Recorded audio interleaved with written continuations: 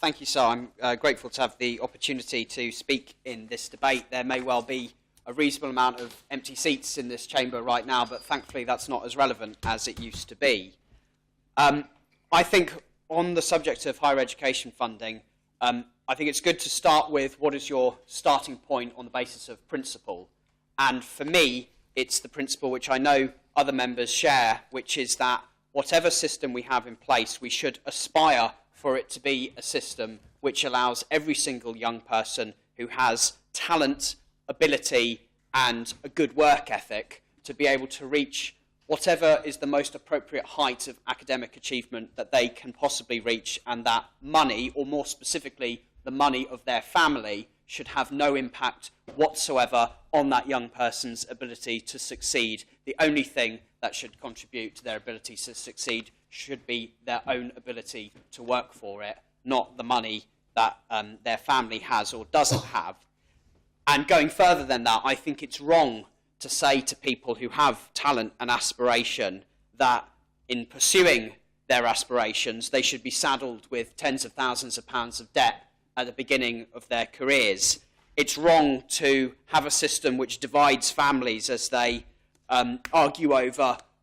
potentially which of their children are the ones who will get priority for higher education because the family can't afford to support all of their children to the same degree. And I think it's wrong that we have a system in place which largely hammers those families in the middle who don't qualify for a grant but still can't really afford the full extent of those fees. And many of them have to make many big sacrifices to be able to send their children to university, sacrifices that I think should not be borne out just by the family, but should actually, the whole community should contribute to that, because I think that is partly what the role of the state should be on a subject like this.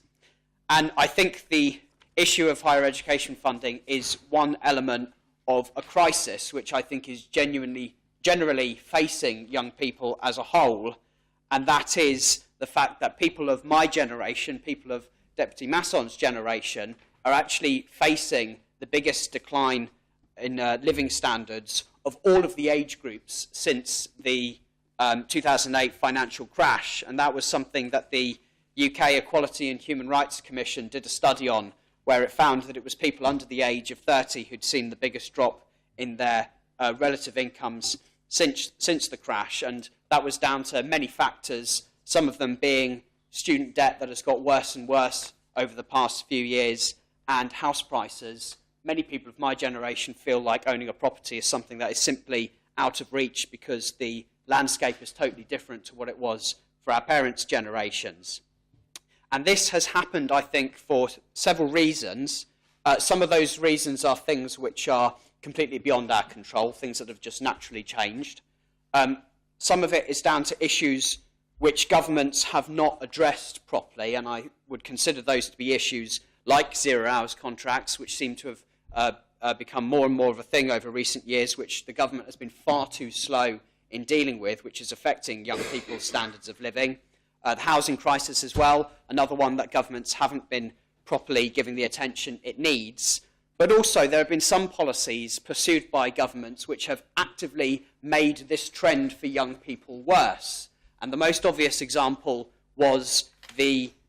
move by the Tories in the UK with the connivance of the Lib Dems, or as we called them when I was at university, the Yellow Tories, when they decided to triple tuition fees. So people who were in the year below me at university were leaving with tens of thousands of pounds of debt, whereas some of the people in my year were leaving with just about £15,000 of debt.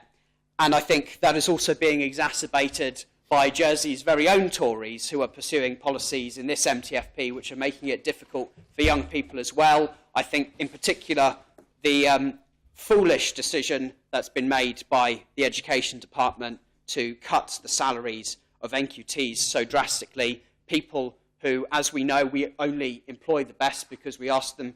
to be ready to go in at entry point level 3, people who've got good degrees, who've spent 4 years studying for it, who've racked up a lot of debt, who will now have their ability to get on in life when they begin their careers made worse because of a decision made by the government here. And I think that actually the principle the government should be working on should be on the basis of wanting to reverse this trend that is seeing young people's standard of living getting worse. It shouldn't be complacency. It shouldn't be just letting whatever naturally happens. They should have a stated point of view, which is that they should be working towards reversing this trend and making it so young people will find it easier to get on in life. Because if we keep things going as they are, in 40 years' time, my generation will be people who have not been able to buy properties at the stage in their life that their parents would have been able to. There will be people who wouldn't have been able to pay off the debt they got in the early parts of their careers until many years later. And I think that that will be something that will do nothing but increase inequality in our society, where some people at the top will own even more of a proportion of the wealth and the property that they currently do, leaving even bigger proportions of our society to get by with less and less. And we know from all the studies that have come out from the IMF and the OECD that more unequal societies actually end up with worse economies. So we're really shooting ourselves in the foot by not trying to get to grips with that. And so to come on specifically to the higher education funding report we had, I'll be perfectly honest, and members won't be surprised to hear this, I think it's a very uninspiring report which does not propose decent solutions to this problem. And if we go to the very last page of that report, page 34, conclusion and recommendations, it's got 5 actions that are proposed at the end of it, every single one of which we can find a reason to say why it's not viable. So the first one, the talk about student loans. Well, we've already had discussions about the principle of the idea of a student loan for Jersey not being particularly viable, and know that we can't join in on the UK's student loan because that ultimately is underwritten by taxpayers of another jurisdiction. So it's quite right that we shouldn't be able to join that unless we're prepared to make a financial contribution, which we can't afford, and their student loan model is broken anyway. Part B, about a parent savings scheme. Well, of course, a savings scheme for parents can only work if parents have got disposable income which they can use to put in that savings scheme in the first place, and many parents are finding that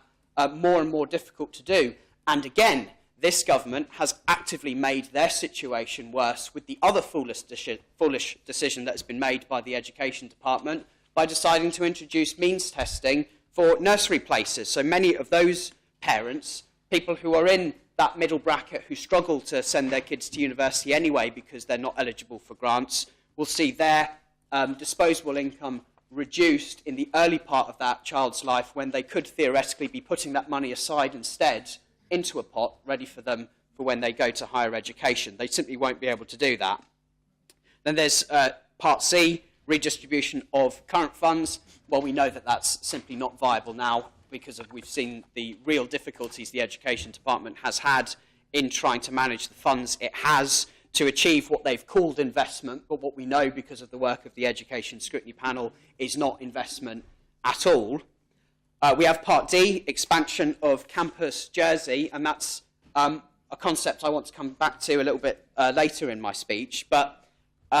this idea of expanding opportunities on island for people to study, well, I mean, that's a great idea. So why did this government cut on-island grants to people who are studying here? Surely that's counterproductive when you're stating that this is potentially one alternative. And the last one is looking at opportunities with universities in Europe. Now, that is something which, particularly in the current context, I think we have to be frank, is only an option for a minority of students. In terms of moving to another country and another culture, many students simply find that such a daunting thing that they don't want to do it. They actually would prefer to be getting on in a place they can settle in relatively quickly and get on with their education rather than having to cope with learning a whole new language and struggling sometimes with differences in culture that they might find difficult to get to grips with. And then we also have to, of course, remember that it's virtually every year Deputy Tajir has to stand up in this chamber to try and defend the provision there is in schools for teaching people extra languages, and something that he does very well and, as we've seen, does have success at it. But we are not a widely bilingual society, so asking students to go to other countries, I think, is not a solution that will be readily available to a majority of students to be able to use. And so we look at the wider situation the government has with funding all of our public services generally, and I think the point we have is that it's as simple as this: our tax and spend model is broken, and the government has all but acknowledged this by the fact that it has now said we're going to have this review on social security contributions. They attempted to introduce a health tax, which was blatantly because the income tax model was simply not good enough to fund the health service. Well, I've got news for them. It's also not good enough to fund our education service if we're looking to be in a situation where more young people are able to go to higher education. Well, that costs money, and that money's got to come from somewhere. So the question we have to be asking ourselves really is, does our tax system enable us as a society to fund the public services that we all want and need? And bearing in mind that when it comes to education, it's largely an investment, because we want people who are